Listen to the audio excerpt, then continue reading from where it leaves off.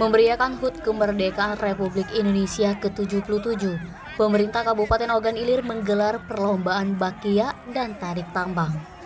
Kegiatan tersebut dipusatkan di lapangan upacara Kompleks Perkantoran Terpadu Tanjung Senai Indralaya.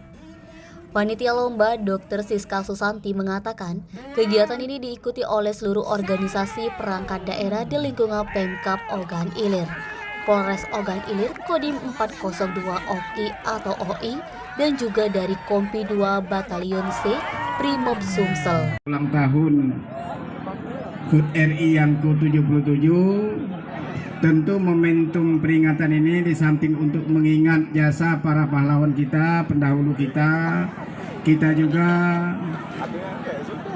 berupaya untuk memupuk persaudaraan sesama kita, memupuk keakraban sesama OPD, sesama peserta, apalagi tadi ada yang dari luar, dari SMP, dari masyarakat.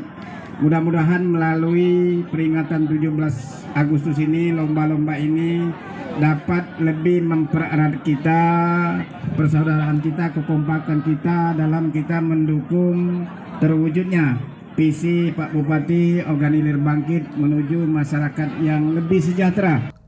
Sementara itu, Wakil Bupati Ogan Ilir Ardani berharap dengan rangkaian perlombaan yang digelar dalam rangka memeriahkan HUT Kemerdekaan RI ke-77 ini hendaknya dapat memupuk tali persaudaraan antar OPD dan juga instansi terkait.